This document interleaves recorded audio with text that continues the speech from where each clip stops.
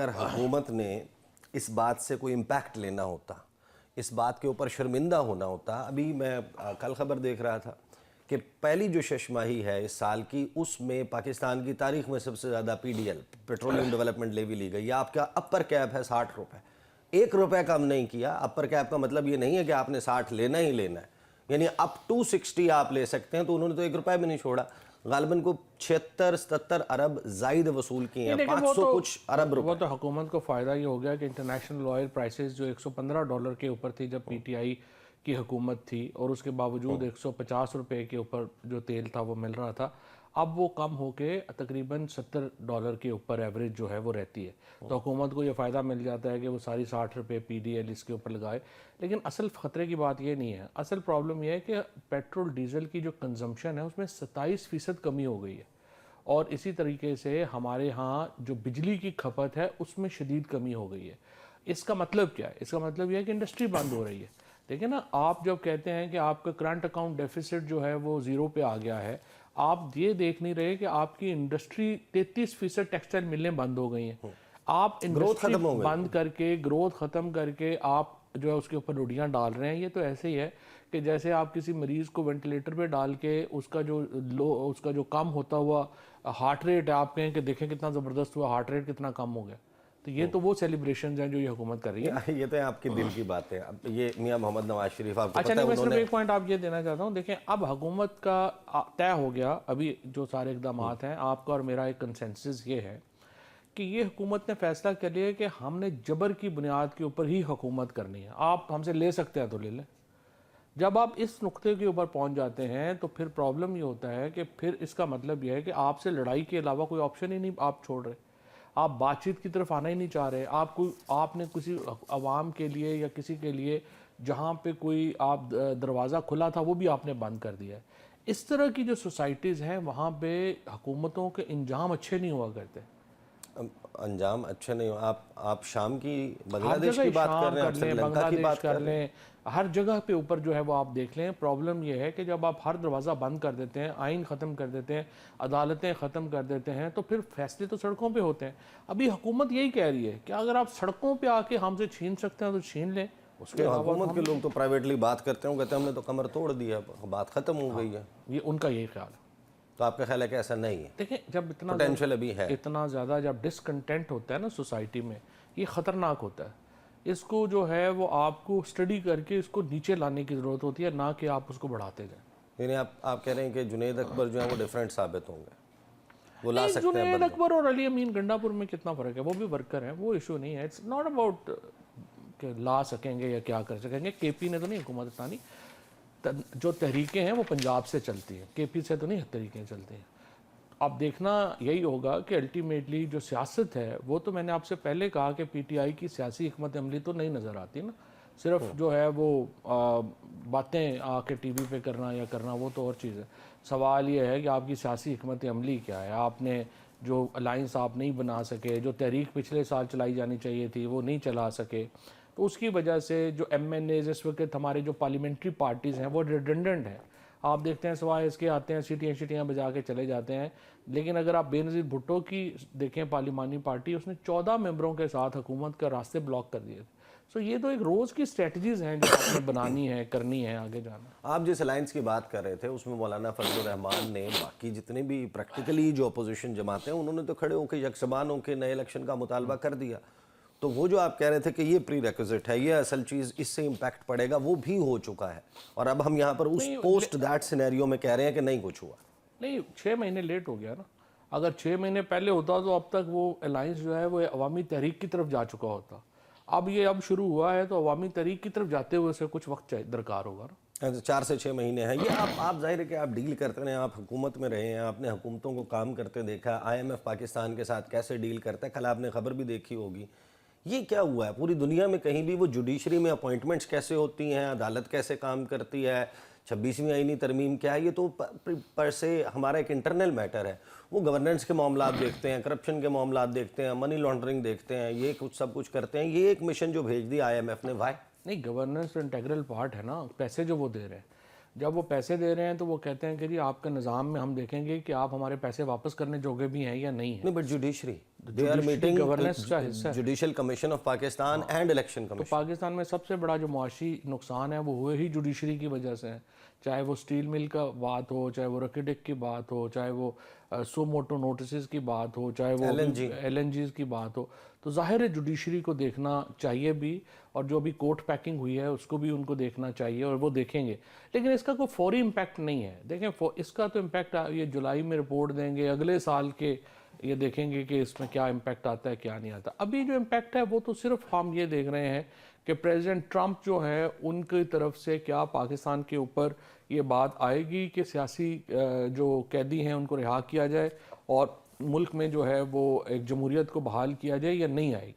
फिलहाल अगर अगले 30 दिनों की आप पॉलिटिक्स की बात करें तो फिलहाल तो सिर्फ इस बात पे बात अटकी। इसका मतलब तो ये है कि आप तस्लीम कर लें, मान लें, लड़ाई करने का क्या फ़ायदा, 5 साल फिर तो ये हुकूमत कहीं नहीं जा रही ना, तो इस हुकूमत को ये टाइम पूरा करेगी। इसका मतलब हुकूमत के देखिए, अभी तो हम PTI के चैलेंजेस देख रहे हैं ना, हुकूमत के चैलेंजेस तो PTI से बहुत बड़े हैं।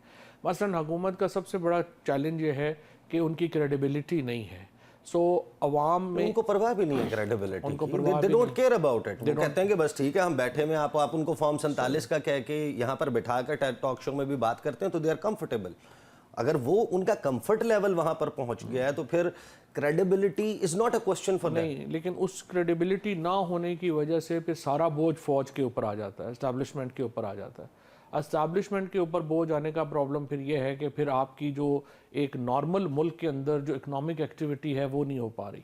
सो आपका एक इस वक्त जो आपकी मईशत दबाव में है, आपकी समाजी दबाव जो है उसमें इजाफा हो रहा है, आपके मुल्क में जो डिवीजन है, जो तकसीम है वो ऊपर से नीचे तक वो बढ़ गई है। सो हुकूमत का जो कॉस्ट है इस कंफर्ट की जो आप कह रहे हैं वो बहुत ज़्यादा है मुल्क के लिए, और जो अदम इस्तेहकाम है वो बढ़ता जा रहा है, चाहे वो आपका सियासी अदम इस्तेहकाम हो, चाहे वो आपके टेररिज्म के मामलात हों, चाहे वो आपकी मईशत के मामलात हों। और इस फासले से अवाम और हुकूमत के दरमियान जो फासला है वो मज़ीद इससे जो है वो बढ़ता जा रहा है। अब देखना ये है कि क्या अवाम और हुकूमत के दरमियान जो फासला है क्या वो अनलिमिटेड उसको बढ़ते रहने दिया जाए और कोई प्रॉब्लम नहीं होती, या उसकी प्रॉब्लम होती है। तो दुनिया में जहाँ पे भी ये फासला हुआ है, ये फासला 3 साल से बढ़ रहा है, 3 साल से बढ़ता जा रहा है। ये 2022 बढ़ता जा रहा है, मार्च के महीने में शुरू हो गया था। तो अगर इसने कोई इम्पैक्ट क्रिएट करना होता या रियलाइजेशन होनी होती तो वो तो हो जाती ना। अब नहीं, 3 साल काफ़ी नहीं होते मुल्कों में। बांग्लादेश में 10 साल लगे हैं, कई मुल्कों में इससे भी ज़्यादा साल लगे हैं, लेकिन उसकी कॉस्ट बहुत ज़्यादा है मुल्कों के लिए। और यहाँ पे भी कोई पता नहीं है, ये इनविजिबल लाइन होती है, ये कभी भी क्रॉस हो जाए, वो 3.5 साल में हो जाए या उसको 10 साल लग जाए, ये अपनी। अच्छा, अगेन जैसे आपने ज़रा कि आपने क्रेडिबिलिटी का कहा, मैंने आपको कहा कि क्रेडिबिलिटी की उनको परवाह नहीं है। आप कह रहे हैं कि मईशत के मसाइल हैं, सरमायाकारी नहीं हो रही। 8 तारीख को आपने अखबारात देखे होंगे, इश्तिहार देखा होगा, उसमें लिखा हुआ है कि पाकिस्तान की तारीख की सबसे ज़्यादा सरमायाकारी हुई है। वो तो आपने देखा था जब पनामा का केस आया था, उसके बाद भी इन्होंने मीडिया को कितने इश्तिहार दिए थे, तो उसका इलेक्शनों पे क्या असर हुआ। अब भी इश्तिहारों से तो नहीं, मैं इश्तिहार के कंटेंट की बात कर रहा हूँ। उसमें वो ये कह रहे हैं दे आर कंफर्टेबल, वो कह रहे हैं कि सबसे ज़्यादा तारीख में इतनी तो सरमायाकारी कभी हुई नहीं, हालात तो बड़े बेहतरीन है उनके ख्याल में। वो हुकूमत जो मर्जी कहे, वो तो उनका प्रेरोगेटिव है, वो जो मर्जी कहे। बट द फैक्ट इज़ कि पाकिस्तान में जो इंडिपेंडेंट इकोनॉमिस्ट हैं उनकी आप उठा के देखें ना, मसलन अब बिजनेस रिकॉर्डर में जैसे मंसूर आदिल साहब का आर्टिकल आया है, उन्होंने कहा है कि जो पेइंग कैपेसिटी है पाकिस्तान के अवाम की वो बुरी तरह मुतासर हो गई है, और अगर अगले 30 साल उनको जो है वो उनकी तनख्वाह में 20% इजाफा भी हो तो जितनी महंगाई हुई है उनको वो कवर करने के लिए जो है वो चाहिए। अब इसमें जो एवरेज आदमी है ना, जो पाकिस्तान में, आप फैसलाबाद जाएं, आप सियालकोट जाएं, और आप देखें कि बेरोज़गारी कितनी ज़्यादा जो है वो बढ़ गई है। आप ये देखें कि इस वक्त जो सूरत हाल है आम आदमी की वो कितनी ख़राब है। तो हुकूमत के इश्तिहारों से तो कुछ नहीं होता। नॉनदलेस आपका जो ये पॉइंट है कि फौरी तौर के ऊपर इस मायूसी का या इस हालात का हुकूमत के ऊपर क्या असर होगा, तो कोई असर नहीं हो रहा। अब पाकिस्तान के अंदर तो देखें ना, आपने जब आइन को एक तरफ कर दिया है, अदालतें पैक कर दी हैं और सियासत को आप जगह नहीं दे रहे, आप ताकत के ऊपर हुकूमत कर रहे हैं। नहीं, आज जो हुआ है एहतजाज वो तो अच्छा एहतजाज हुआ है, पहली बार इतने वकला जो हैं वो नज़र आए हैं, और डिस्पाइट के वो कंटेनर भी लगाए गए, बंद भी किया गया, फिर भी मेरा ख्याल है कई सौ वकील जो हैं वो पहुंचने में कामयाब हुए, जो पहला मेरा ख्याल अच्छा एहतजाज है। देखिए दूसरी बात यह है कि आज जो अलमिया हुआ है, जो पाकिस्तान के अंदर एक और इदारा जो है वो मुकम्मल ख़त्म हो गया है, यानी अदलिया का इदारा जो एक बड़ी जदोजहद थी जिसमें लग रहा था कि कुछ जान है, वो मुकम्मल ख़त्म हो गया है। और मैं जहाँ में और फैक्टर्स हैं उसमें ज़ाहिर है जो पीटीआई की जो सियासी हिकमत अमली ना होना है वो भी एक बहुत बड़ा फैक्टर है हालात को यहाँ पे लाने में, और जिसके नतीजे में आज पाकिस्तान में जो जमहूरी जदोजहद है वो मज़ीद मुश्किल होगी। इसके चैलेंज तो हुकूमत का ख़त्म नहीं होगा इससे, जिस तरह आपने अपने इंट्रो में कहा कि क्या ये हुकूमत के लिए चैलेंज ख़त्म हो गया, तो वो तो नहीं हुआ। उसकी वजह यह है जब कि आप कहते हैं कि जब सियासी हिकमत अमली, हम इससे आगे बढ़ते हैं, आप कहते हैं सियासी हिकमत अमली का ज़ाहिर है कि फुकदान है, वो नज़र भी आता है, लेकिन क्या तमाम फैसले तो इमरान खान खुद नहीं कर रहे जेल में बैठकर? नहीं, इमरान खान फैसले तो कर रहे होंगे और है, लेकिन इमरान खान की इंफॉर्मेशन का लेवल तो वो नहीं है ना जो बाहर हो सकता है। खान साहब ने जो टीम अभी अपॉइंट की हुई है, सच्ची बात यह है कि उनमें डिलीवरी नहीं है।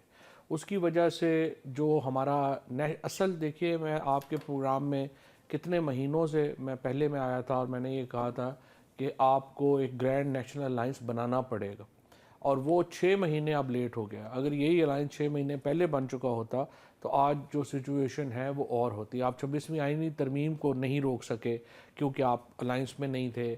उसके बाद आप जो इस वक्त पार्लियामेंट की जो बेतौकीरी हो रही है, जो मेंबरान को उठाया जा रहा है, उसके ऊपर कोई वाज़ेह नहीं जो है वो बात आ सकी।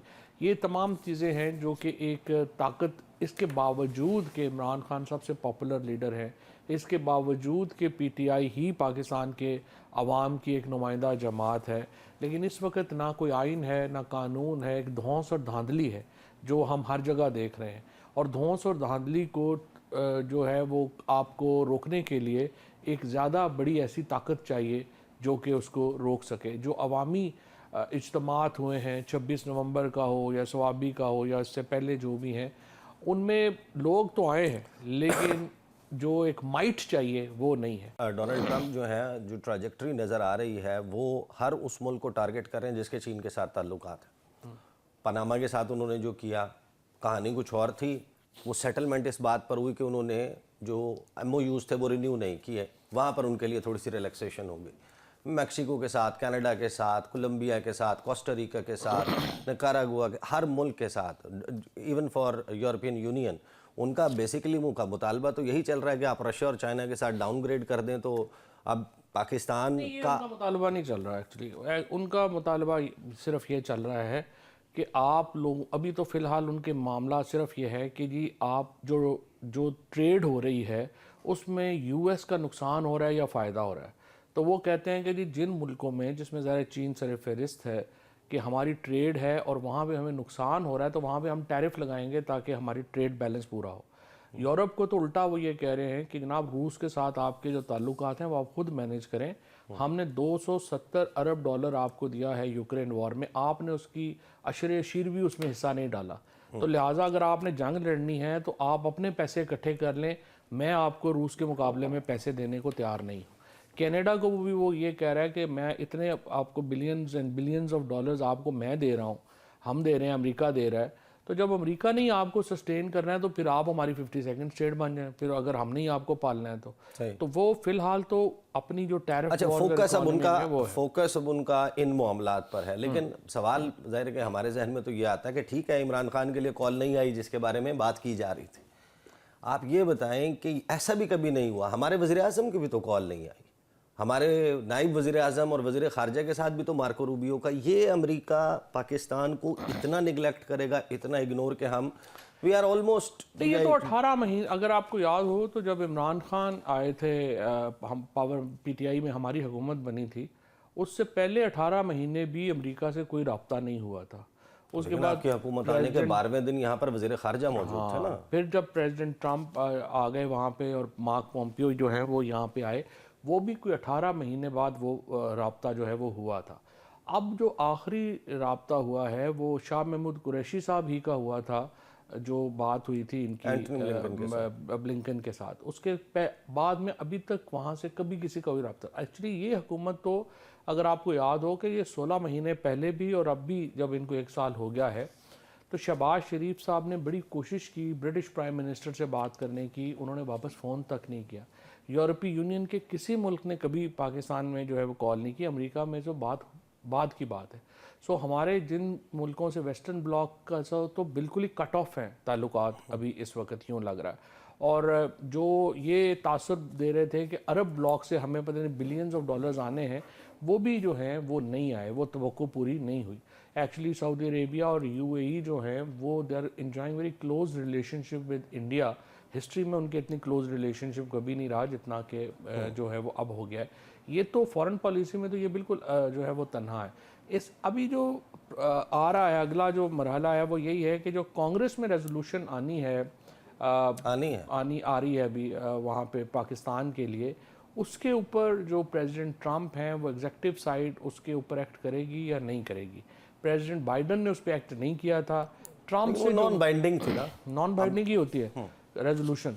और देखना यह है कि देखना यह है कि जो प्रेसिडेंट ट्रंप हैं वो उसको करते हैं या नहीं करते हैं। अब असल मरहला ये है। और अभी नरेंद्र मोदी भी जा रहे हैं इंडिया, तो वहाँ पे फिर पाकिस्तान की बात होगी, तो वो भी देखते हैं क्या चलता है। खान साहब खत लिख रहे हैं, फिर एक और ख़त लिख रहे हैं, अब बात चल रही है एक और ख़त लिखेंगे। ख़त का क्या वाई, क्या फ़ायदा? देखिए, ख़त तो एक नुक्ता नज़र ही है ना, वो अपना मौक़िफ़ पहुंचा रहे हैं ओपन लेटर के ज़रिए या हो या चीज़ें हो, वो तो एक मौक़िफ़ ही पहुंचा रहे हैं।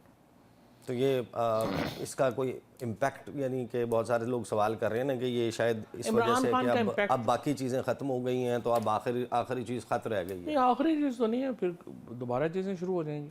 देखिए, इशू तो ये है कि इमरान खान का जो इस वक्त जो पॉलिटिक्स है वो तो इमरान खान के इर्द गिर्द ही रिवॉल्व करती है, क्योंकि इमरान खान जो भी बात कर देते हैं सारे प्रोग्राम उसके ऊपर होते हैं, सोशल मीडिया उस पर भी बात करता है, क्योंकि लोग तो इमरान खान की बात सुनना चाहते हैं और करना चाहते हैं। सिर्फ ये है कि टैक्टिकली चूँकि एक कोरिजन है, बर्बरियत है। अब पीपल्स पार्टी हो गई, नून हो गई या पीटीआई हो गई, देखिए इनका एडवांटेज भी कौम को यही है, रियासत को यही है कि ये मिलिटेंट पार्टीज़ नहीं है। ये बर्बरियत का जवाब बंदूकों से नहीं दे सकते, ये पॉलिटिशियन है। अगर पॉलिटिक्स का आप ख़त्म कर देंगे, अगर आप ये तो अब फाइनली अब ये तो आपका पॉइंट ऑफ व्यू है ना, लेकिन हमें तो ये पता चलता है कि आपके ऊपर बड़े चार्जेस फ्रेम हो गए हैं। आप तो फैसलाबाद में भी थे, आप तो पिंडी में भी थे, आप तो और भी पता नहीं कहाँ कहाँ थे। वो यही हो रहा है ना कि आप पॉलिटिक्स की जो स्पेस है वो ख़त्म कर रहे हैं। देखिए ना, सिंपल बात है, मैं तो बंदूक उठा के पहाड़ों पे नहीं चढ़ सकता, लेकिन अगर आप मुझे एलिमिनेट कर देंगे, आप पीटीआई को एलिमिनेट कर देंगे, तो बलूचिस्तान में जब आपने पॉलिटिशियंस को एलिमिनेट किया है, उनको बंदूक वालों ने रिप्लेस किया है, हम लोगों को बंदूक वाले रिप्लेस करेंगे। सो अल्टीमेटली अगर आप जो रियासत है उसको एक्चुअली जो नेशनल पॉलिटिकल पार्टीज़ हैं, चाहे पीएमएलएन है, चाहे पीपल्स पार्टी है, चाहे पीटीआई है, उसको तो एक्चुअली अपने करीब रखना चाहिए, क्योंकि ये लोग रियासत की जो एक फेडरेशन की जो इंटरेस्ट है उसको प्रिजर्व एंड प्रोटेक्ट करते हैं। अगर इन लोगों को आप सियासत से बाहर करते हैं तो फिर इनको रिप्लेस जो है वो फिर ऐसी कुव्वतें करेंगी जो रियासत मुखालिफ। रिप्लेस ऐसी कुव्वतें करेंगी